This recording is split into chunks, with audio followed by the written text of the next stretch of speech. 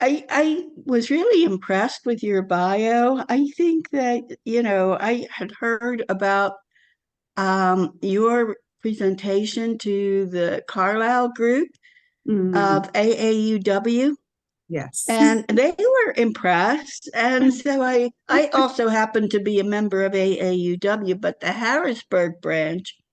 So I started looking into it, and between Darlene and we started figuring out who to schedule for programming Mhm. because we lost our programmer.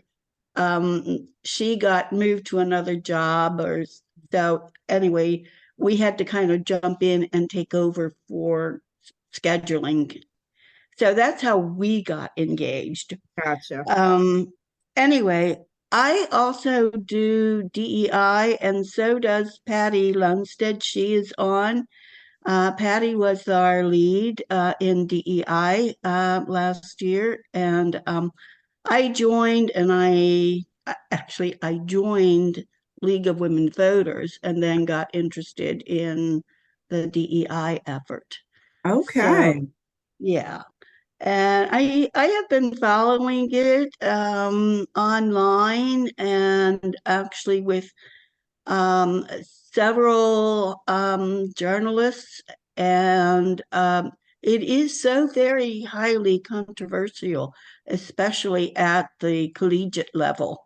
Yes. Uh, and there is not only backlash occurring, but there is also political backlash and corporate backlash. And I Yes. was hoping that you would mention that or talk about it a little in your discussion. I was going to like go over your background, but I think everybody who is on now has probably read your background as far as you working at the Office of the Attorney General. Mhm. And one of the things that I was confused about was you're the head of DEI, but is it an internal push where you are, you know, working DEI within the employees of that office, or are you part of like the outward looking, actually advising people who come in and ask questions about it as far as like implementation or what is legal or what is not legal anymore. Mhm. So I'd like you to talk a little about that. Okay. And I'd also like to offer your congratulations on winning that award, the Martin Luther King. That was wonderful. Thank you. I know that tells me that you have been an advocate for decades. It's still weird to me to hear that, but it is very true. All Since I right, was with young. with that, I'm going to turn it over to you now as far as what you want to say. Sure. So again, I want to thank you for having me. I always love this part of my job where I have an opportunity to talk to members of the constituency about something that is just truly near and dear to my heart, and literally has always been, even when I didn't recognize it when I was younger, right? Um, so DEI, as you know, has been under quote unquote attack. And, colleagues and I, both within the Attorney General's office here in Pennsylvania, as well as outside of Pennsylvania, because I talk to and converse with um, other people in my position. They may have different titles. They may be the chief diversity officer, the specialist, etc. But we get together and we talk. We say on paper once a month. It's happening more often, probably every 2 to 3 weeks. And what we're noticing is that this backlash we know it started from the South. And we don't like to say it's coming from the South. We like to say it's already here, right? And this backlash that we speak of is built upon a foundation of, you know, information that is not factual. Let's start there, right? And we unfortunately live in a society in which people latch on to sound bites. And then those sound bites are used to create fear in in the minds of other people who may not have the time to do the research. And so that is a constant battle. So let's just kind of dive into this backlash. First of all, I would say the initial thing that we as DEI professionals noticed is that the term DEI, diversity, equity, and inclusion, and I always add belonging because I think that's really important, began to be hyper-focused on race and on gender. And so it almost became a black-white thing. And then it became an anti-LGBTQ plus thing.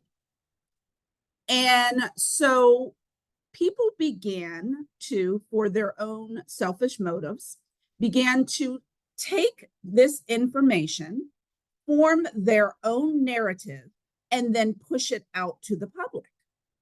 And the narrative of which I speak is that, which is saying, DEI is here to take something away from you, take your rights away, take your job away, take your holiday away. I've heard that many times, right?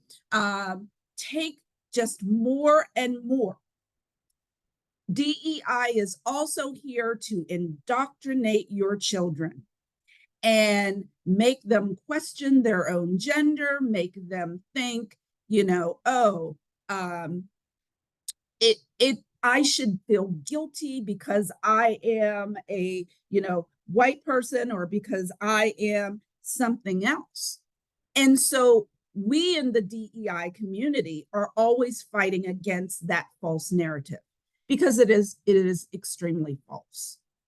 So we view this and we stand by this firmly as false because we know, number one, diversity, equity, inclusion, and belonging is not about just black and white. It is not about gender. It is about so much more than that. When we're talking about the definition of diversity, we have to remember diversity is so inclusive of many things. And that is one of the things that I talk about in my day-to-day job. Yes, diversity includes race, but diversity also includes gender, generation, neurodiversity, right? We talked about generational diversity. It includes occupation. It includes military service. It includes so much more. And so what is happening right now is because this false narrative has been created, it's actually doing a disservice because it's making people forget how rich diversity is in terms of all of the people it is trying to include, right? And when I say include, I mean in, decisions, in simply participation in our democracy, in participation in activities, representation in our history books, all of those things. And then that narrative of, it's trying to make people feel guilty. I have colleagues in DEI and, those who are associated with DEI talk about this a lot.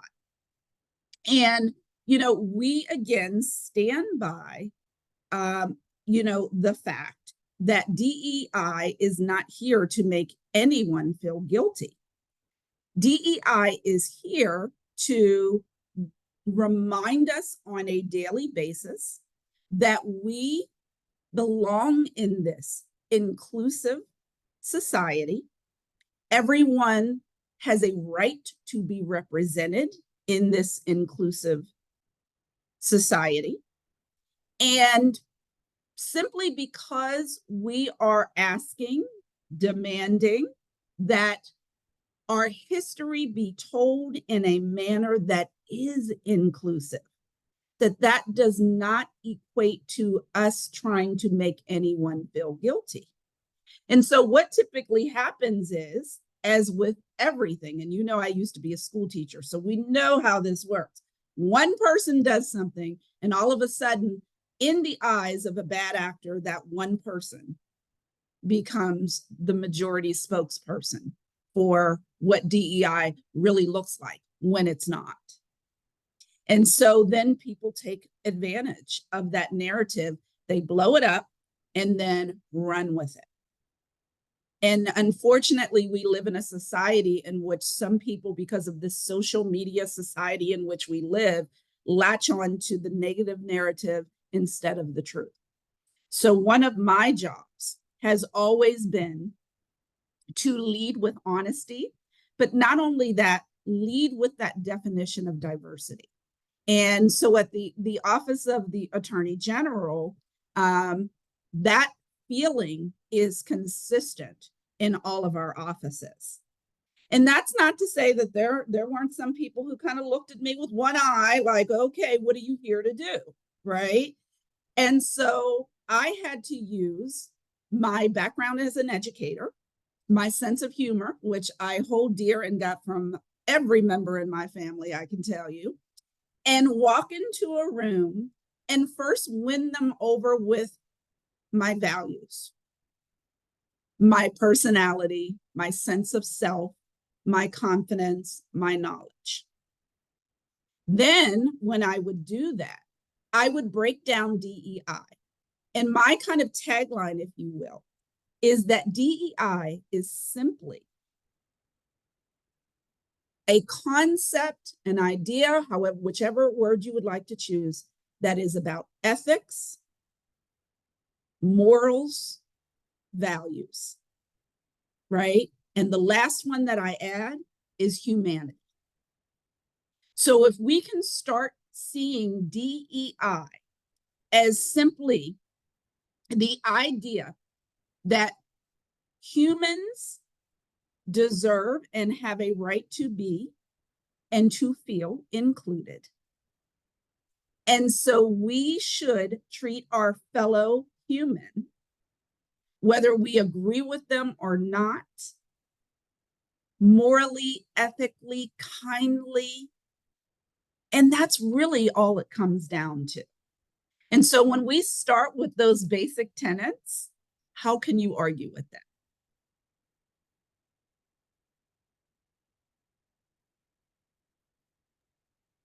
So I please just go. I just wanted to say if anybody has questions, either raise your hand, use the reactions button or put it in the chat, doesn't matter. Excellent. But ask your questions. I do have a question as far as what you have just said, and that Mhm. is that a lot of reaction that is at the collegiate level has to do with anti-Semitism. Yes. And I know that only 4% of the population of the United States are Jewish. Mhm. And yet the number of hate crimes against them is extremely high. And so I'm just wondering if the implementation of DEI at whether it is at a university level or at a corporate level or Mhm. whatever, that they are leaving out religion. I mean, it's just as bad to be against Mormons or any Catholics or any religion. Mhm. Um, and so is that like an implementation flaw? Is really what I'm asking. Is this something that just got overlooked? In terms of anti-Semitism being pushed out. So, we all know what has happened at some of the universities. We've heard what has happened at Harvard, and other elite colleges, and there are things that have also occurred at smaller colleges. And, this,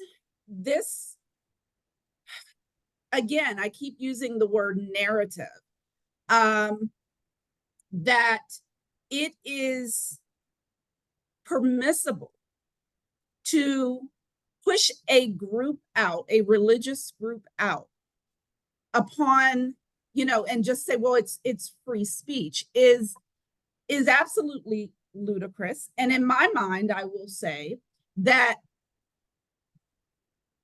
true DEIB practitioners, we believe in including religion as part of that diversity, right? And we believe it and we stand by it.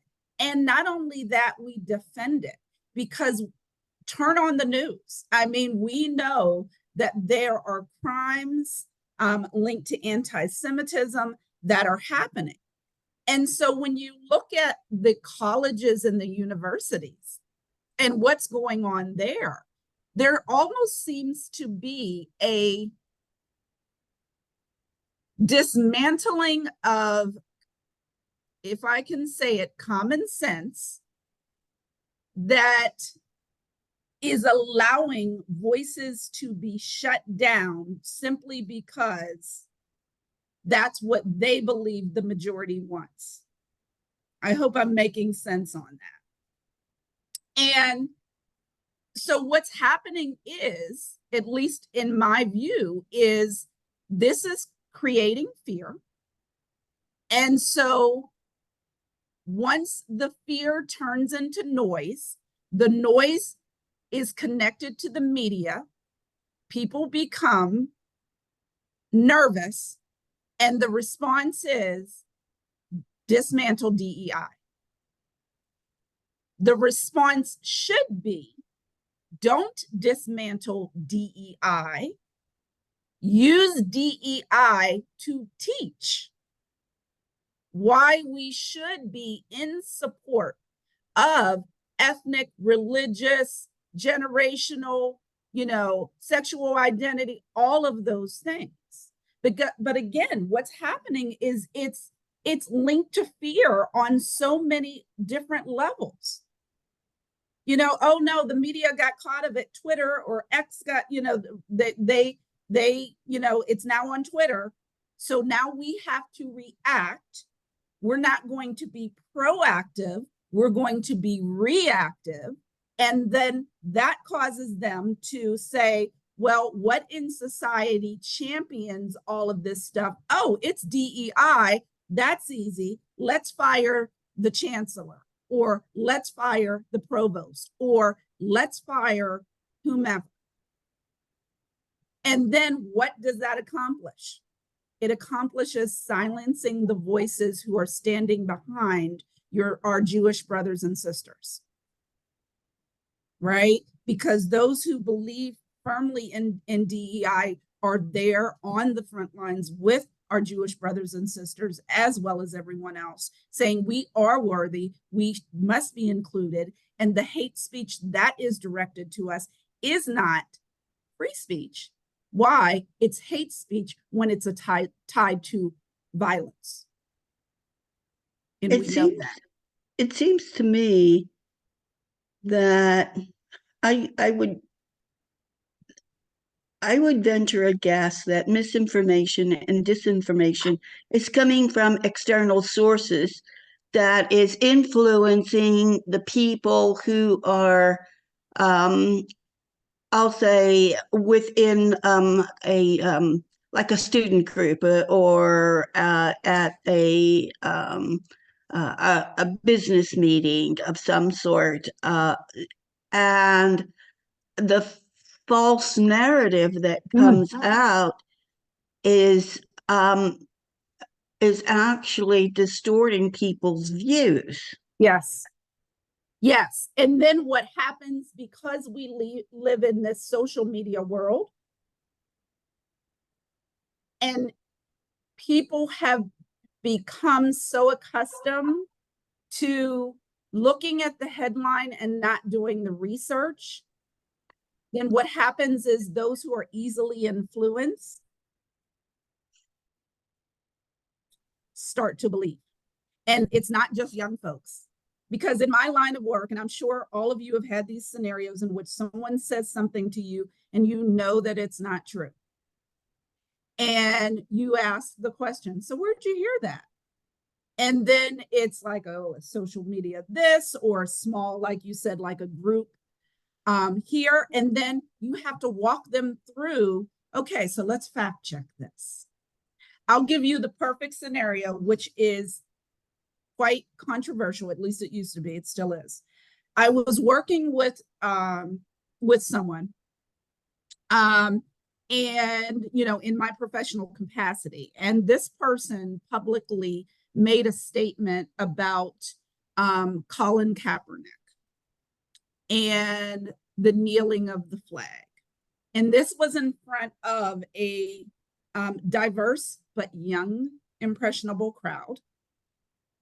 And the information that was presented was simply not true. It was a half truth. And so, it is honestly, getting people to listen to you is about approach. So I had a choice to make. Do I interrupt him right there and then? And I said, nope, not going to do it. Right? Because then what does that do? That creates a wall, and they're automatically not going to listen to you. They've already made that decision the second that you raise your hand. Now, in certain scenarios, do you have to do it? Absolutely. In certain scenarios, have I done that? 1000%, right? But you also always have to have strategy in your mind.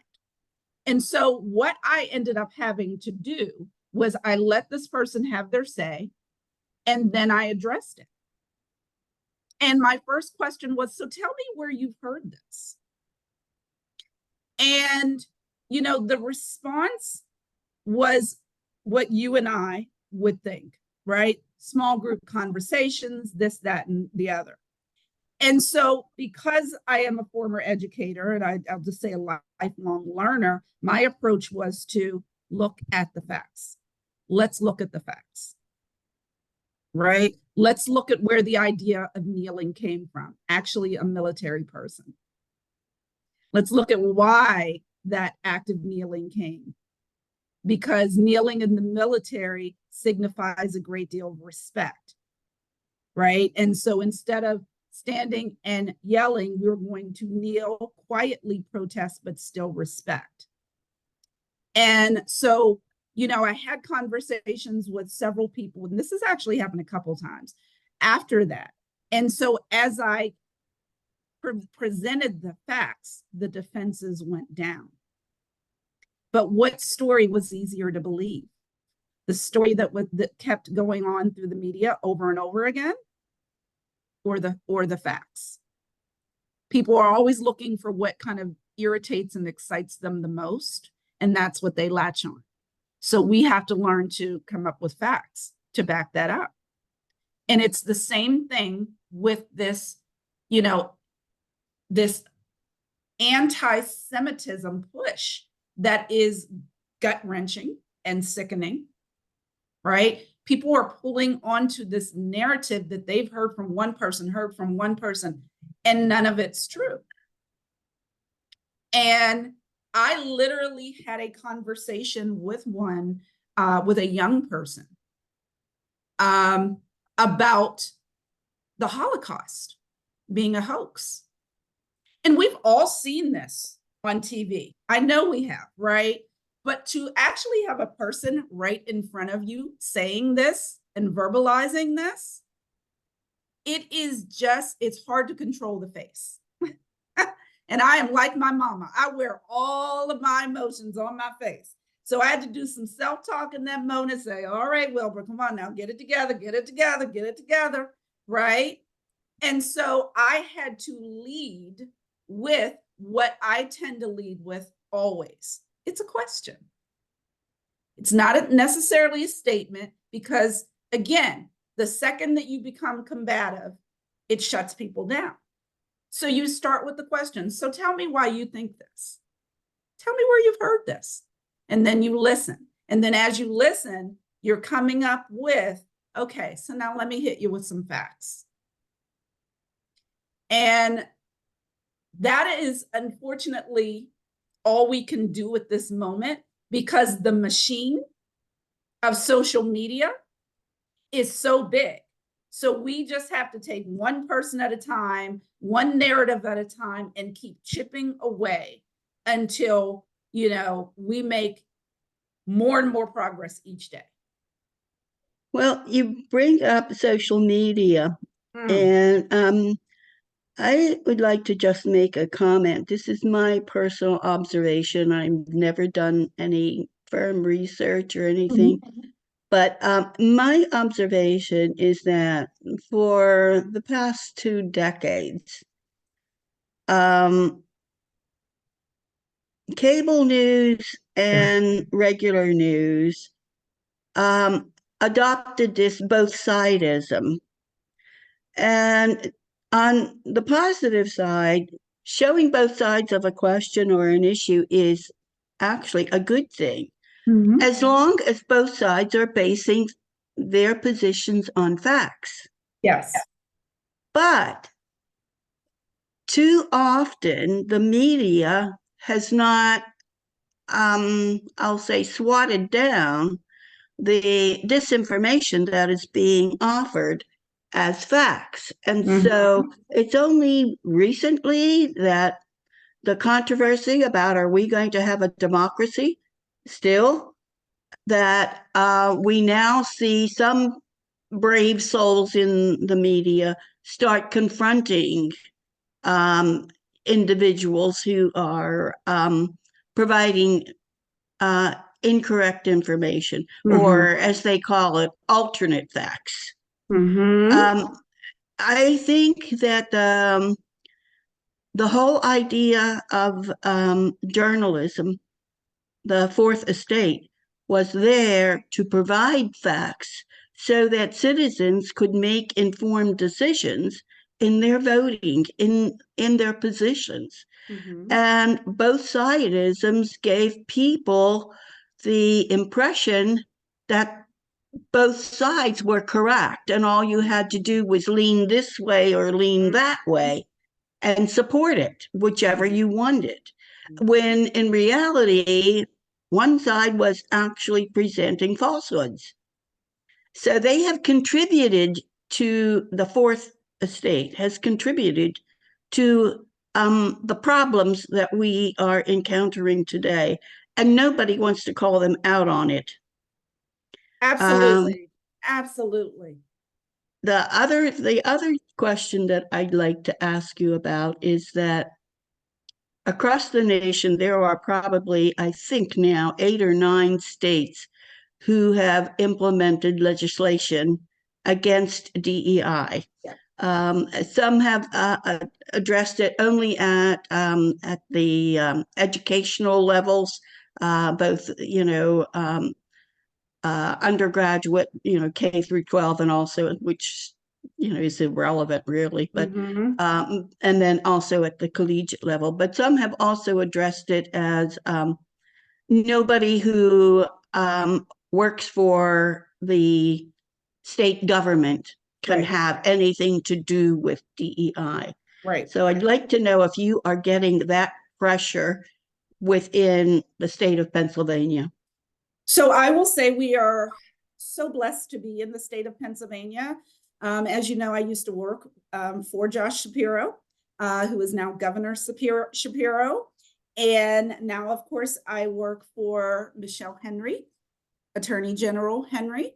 And I can, truly and honestly say, both feel strongly and passionately about diversity, equity, and inclusion. Both are a champion of diversity, equity, and inclusion. And even just today, I was emailing some of our executive team and just, say, hey, I have this idea of, where we can make an appearance, do this, do that. We are blessed because not only are they quietly in support of diversity, equity, and inclusion and belonging, but they are publicly in support of diversity, equity, inclusion, and belonging. And in today's age, that's a big deal, because we already know there are some people who are quietly in support of a lot of things and publicly in support of nothing. And so we have two courageous leaders who will absolutely positively stand up and say it is important. And I'll tell you why. I've had conversations with both leaders, with General Henry and of course, Governor Shapiro when he was with us. And the one thing that I heard both of them say, and this was not a script, this was not planned, they both said that we have a diverse constituency and we owe it to our diverse constituency to make sure that diversity, equity, and inclusion are part of our value system, that everyone feels that sense of belonging, and that we can ensure that justice is served equitably, right? Without, quoting our mission statement here, fear or favor. And that is one of the things that helps me to sleep at night, because I have friends both in higher education and friends who live in the state of Florida and other southern states who are starting to ban, if they haven't already, DEI. And I can tell you that I have people who are seriously considering or have already moved out of states because it's too much. And just think about that. Think about what it would take for someone to pack up their belongings, the life that they've always known, the courage that that takes, because to them, it is worth it. To them, they cannot stand being in a place that is not accepting of everyone. And, I always say it. I teach, I have about 14 courses that I can teach, those employees. We have about 1,000 employees in 13 offices. And I am always one who leads with humor. So just remember that when I say this. But, during some of the presentations, I will honestly just be real and say, look, let's say if we're talking about transgender rights or gay rights or anything else that someone else may view as controversial. My line is, look, if you are not sleeping with them, living with them, doing anything like that, why does it matter? At the end of the day, we have to simply continue to view people's humanity, like I said before. And so our leaders, they will say this publicly. And I know this because when I went to them, when I first started and said, hey, I would like to have a partnership with historically Black colleges and universities and Hispanic serving institutions, there was not one bit of hesitance from either one of them. First I introduced that with now Governor Shapiro. And he sat there, it was funny, it was our first meeting, and he just went off on this wonderful tirade about how we need to make sure that we are protecting our institutions and all of these. And then, of course, with General Henry, she took her time. She went on a tour to an HBCU, Lincoln University. So they truly, truly talk the walk and walk the talk. Dorene, something you said is really a tragic statement. You said, what does it take? How low does life get to make you move? And you think about, for several hundred years, people have come to this country because they want a better life. They view it as a life where they can start over again with freedoms that they didn't have, whether that be economic, religious. There's countries that totally ban gay and lesbian relationships. I mean, completely. And yet here, they and many others are being met with that same mindset here in the United States. Yes. Yes. And again, here's what it comes down to. I keep saying it. I know I sound like a broken record, but it's the fear factor. I want you to think of things that you've heard people in positions of power say about those who are seeking freedoms in our country and the undocumented. And so in order for them to, in their mind, effectively get their point of view across, they use the fear. Oh, people are coming to our country to murder, to harm, drugs. to take it, to bring, right. Just tonight, I am a news watcher, but I am an informed news watcher, which I wish we would all be in this day and age. And they were quoting a statistic. And the statistic, I don't know what the specific number was, but basically the gist of it was that if we were to actually study the likelihood of an undocumented person coming in and committing a crime versus an American committing a crime, guess who's committing more crime? Americans. 100%. But it's become too easy to believe information that is not true. And when I was younger, I remember I had to take a course, and I can't remember, basically it was on media and how to be savvy with the, I cannot, it was in the 90s. So I can't remember what the course was, but it taught us how to be savvy when it comes to reading, watching, listening to the media, to all forms of media. So it wasn't just about the news. It was about print. It was about video, everything. And boy, do we need that again. And it needs to, extend to, the realm of politics, the realm of all of that, because we have to now start to teach our younger generations how to cut through the noise, how to do their own research, and then find the truth instead of just latching on to headlines. So important.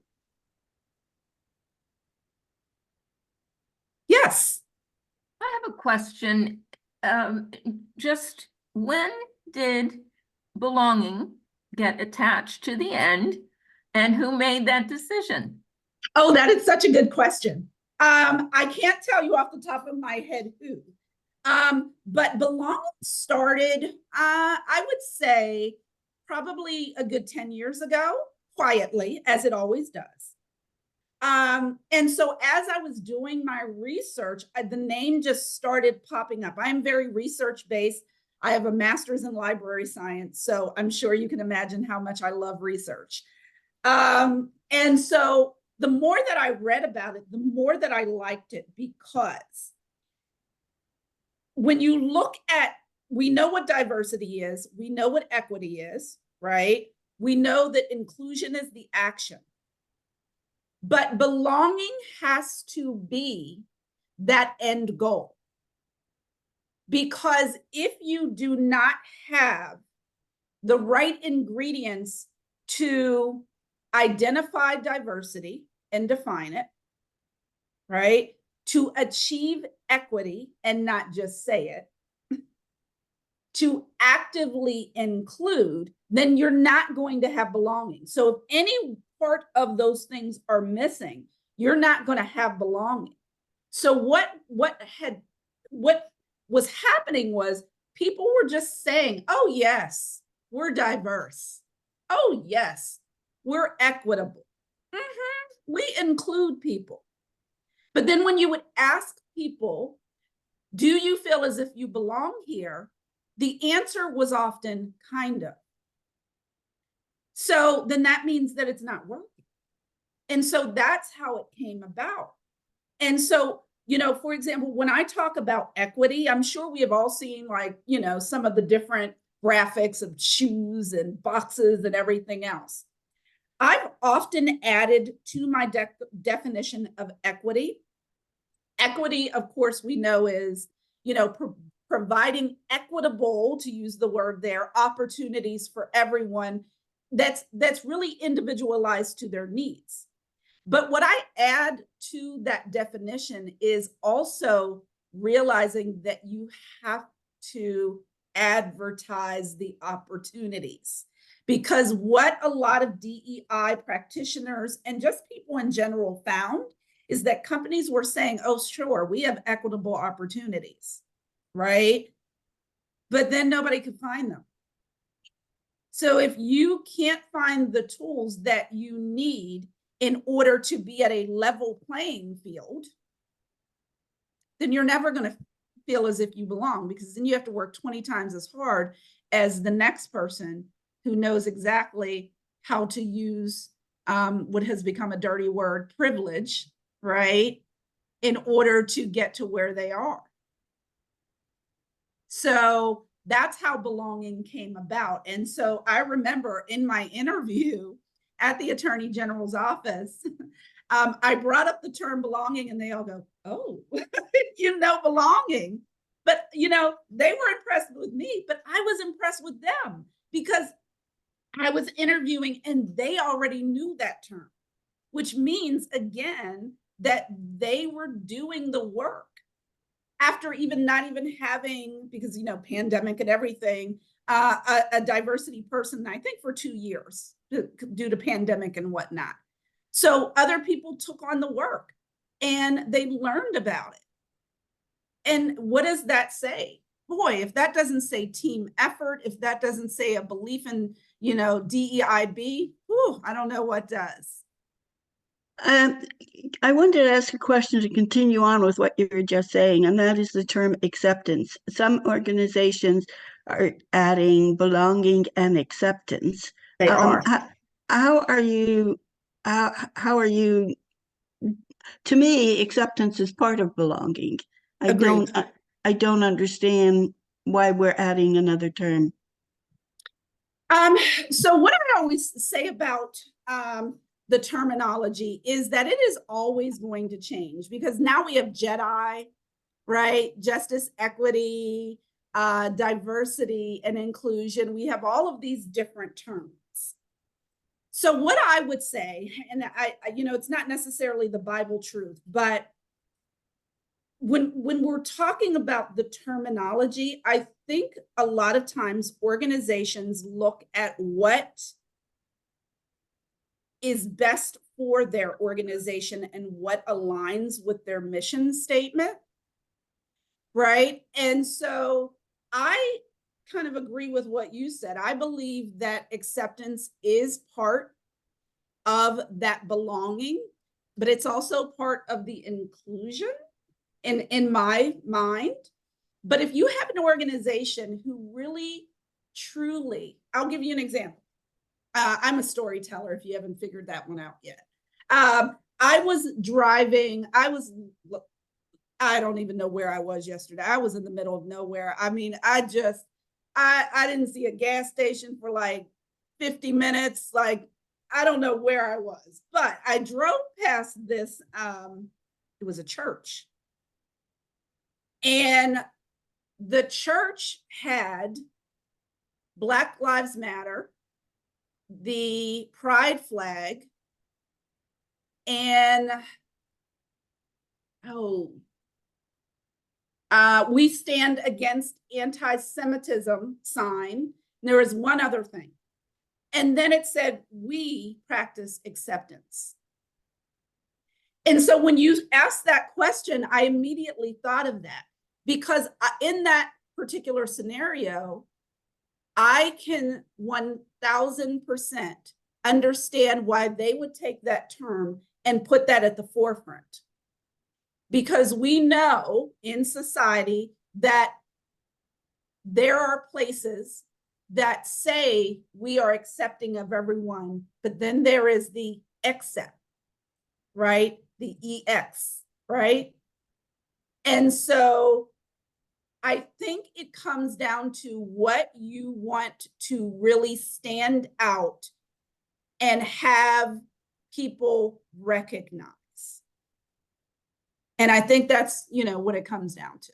That was a great question. I think that if we started teaching acceptance in primary schools, we would have less bullying. Mm-hmm. Yes, I'm not sure if you're aware, but the Department of Justice, they have, I work with them as well, and they have this program, and it's called the Spirit Program. And I'm sure you're about to ask me what a SPIRIT stands for, but I can't remember, because that's when I was like in the sticks yesterday, like going, where am I? But it's basically a program in which various government agencies join the Department of Justice, and they go into schools that experience bullying, racial taunting, LGBTQ plus taunting, all of, anything that exists to break someone's spirit.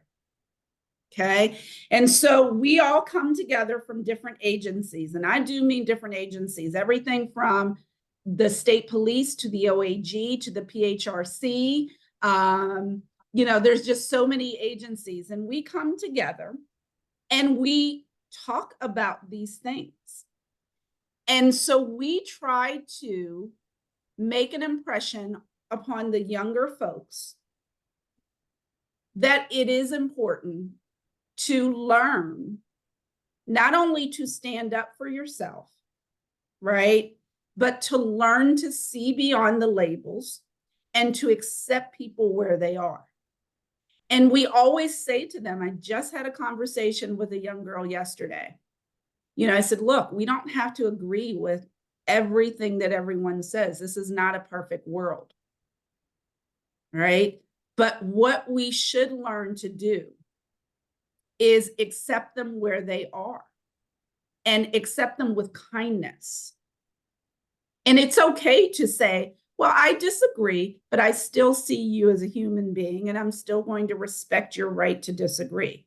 As long as you are not harming another person, as long as you are not spewing hatred, as long as you are not destroying another person's spirit. Those are the ground rules, right? Good ground rules. Yeah. And so, I love this program because you have people in the government sector going out and doing the work, volunteering, because we don't get paid, but we don't need to get paid, because we are doing this because we want to mold and shape the next generation to do just as we talked about today, to view diversity as a gift, right? To understand that equity is important, to learn about acceptance, right? And also to learn how to disagree without hating people. Yeah. Yes. It just, and I've even said this in something that I wrote for our League of Women Voters group. If we are kind to everybody, and if we just accept them without reservations, we are doing DEI. That's basically it. It doesn't have to be as complicated as people want to make it. It doesn't. And that, you know what, that's why I am a storyteller. Because I could stand up here every day, because I know before you asked me if I work both inside and outside of the agency. And the answer is kind of, right? I don't deal with the legalities of situations. So we have a civil rights office, Corbett Anderson heads our civil rights office. So he and I talk a lot. He was there with the Spirit program yesterday as well. But, you know, I train everyone in our office, but I also go to the Bureau of Prisons. I also go to schools. I also talk to so many different people. So that's why I said kind of. You know, but when you look at the stories that I tell people stories because it puts that human face on DEI, and it pushes a lot of those buzzwords to the side, because that's what people latch on to. Think about the buzzwords of the last 5 years. Everything from Black Lives Matter to defund the police to pride, right? To, oh, there's so many that I'm probably forgetting. And what was happening was that people were hearing these buzzwords. They had the incorrect definition, right? And they took the incorrect information and they ran with it. And so what I would do is, instead of saying, okay, let's talk about the correct definition for XYZ, I tell a story. And then I weave the truth into the story. And then sooner or later, you look around and everyone is just feeling it. They're feeling their feelings and they're understanding perspective. And then you follow it up with the correct information. And so by doing that, you're breaking down walls. Now, am I getting everyone? I'm not that good, or I'd be the president of the United States, something like that. But I'm getting, you know, I'm getting a lot of people. And so, you know, my daughter, I have 3 kids, and they're like, why are you always telling stories? And I'm like, because people need to see my humanity and the humanity of others before they hear the buzzwords. And then once they do that, then they can start to understand perspective better than they ever have. But she did tell me to stop talking about her. So I was like, okay, no more Sophie stories. I do have one other comment that I wanted to make, and you raised the concept of the boxes, equality and equity. And to me, it seems like that is the spear that is being used across the South to destroy DEI.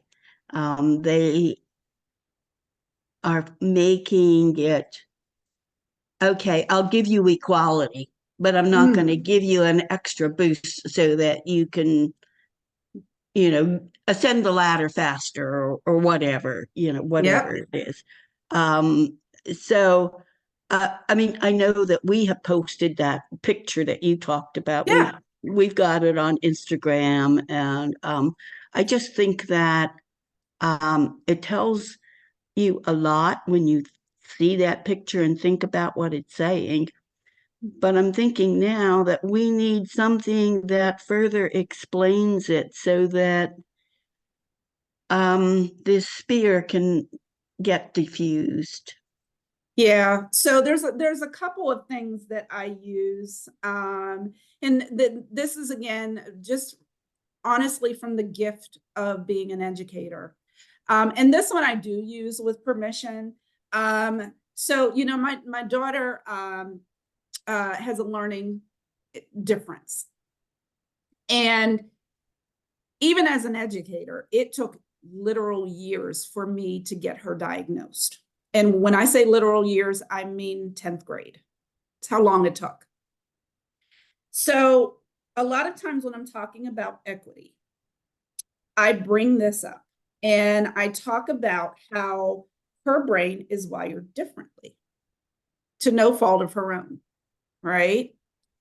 And so what that means for her is that she's very bright, and I'm not just saying that because she's my daughter, but she learns and processes information differently.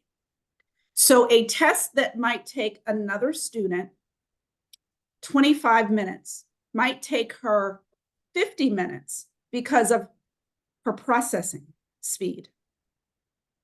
And so when I talk about equity, I talk about this example because I said, imagine what 9 years of education were like for her without having the extra time. Now look at, she's in 12th grade now. So now look at 10, 11, 12, where she has an IEP. She has that extra step, right? She is allowed to have more time on a test. It's not affecting anyone. She's not allowed to use her notes, anything like that. It's not a handout, right? It's not anything like that. We are simply providing her with the tools that she needs to match her brain.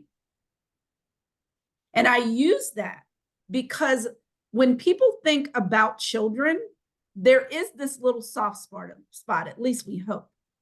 And so if we can think about equity in that frame of mind of, we have a person who, because of circumstances beyond that person's control, may think, learn, feel, walk, talk, any of those things differently.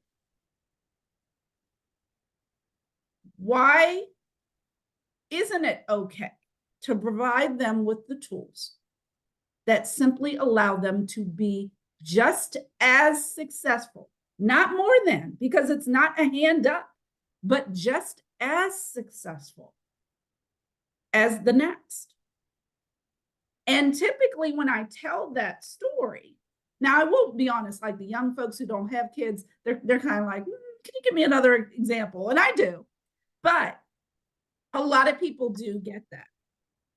And so, you know, that's what we have to remember, that we are not all built the same. You know, this is not a pull, oh, I pulled myself up by my bootstraps moment. We all have circumstances that have affected our learning, our, you know, self-esteem, our opportunities, our jobs, our everything. Why can't we level the playing field so that they can be just as, not more, but just as? Michelle, I know you want to ask a question. I just wanted to know, how long are we on this Zoom? Because I think we're approaching an hour. Oh, it'll pop up. It'll pop up in my, typically it'll pop up and say, you have 5 minutes left, or you have 15 minutes left, at least mine. We are actually into almost 5 minutes. Oh, so it did pop up? No, it will. Okay. You're right. It pops up and it's about we're almost a little over 5 minutes right now. Michelle, you had a question? Oh, You're on mute. She gets the next t-shirt. She gets the t-shirt. As a health provider, I have seen, and we all have seen, a great amount of discrimination against mental health issues, addictions. And some of that is beyond, as you describe your daughter, beyond that person's ability to control. And that is pervasive in society as well. Just tremendously so. Mm-hmm. Mm-hmm. So interesting that you bring that up. Because of what I do, I work with several different divisions. Just today, I had a meeting with our healthcare division. And the reason I had that is because they work with healthcare equity. And so today, the chief of that division, whom I adore, he always works so hard to make sure that underserved communities have access to him. And so we have been brainstorming ways to get the word out so that when someone in healthcare, or not someone who has to take advantage of healthcare, right? They feel that they have not been treated equitably. We need them to know that they can call our office. And so we had a team meeting today about how we can get that word out. And so please spread that. And I'm not just talking about billing issues. They handle that. But if someone is mistreated, we literally have a healthcare unit that will take care of that. And then the Civil Rights Division works with them as well.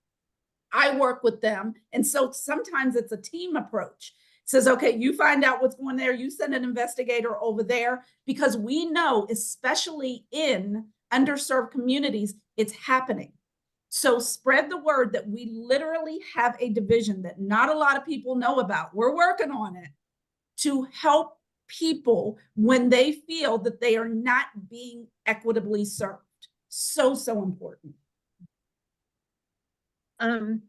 Dorene, I wanted to comment on your storytelling. I just think it's amazing and it's so valuable. Thank you. I had the opportunity to create a class at Dickinson on social impact through communications and storytelling. And the ability to reach out to a larger community and your tie-in with humanity and storytelling is just, I mean, I really commend you on the work you're doing with that, because people let down their barriers when they hear a story and they get engaged, and it's just so much more valuable. I think the point is actually much better remembered when it is when it accompanies a story. Agreed. And I have to thank my dad and my mom for that. You know, when you're little and your parents tell a story and you're like, oh Lord, not again.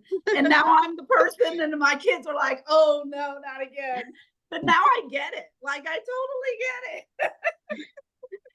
Yeah, so thank you so much for sharing that information with us. Thank you. And you need anything, honestly, our office, people don't know about how many divisions that we have.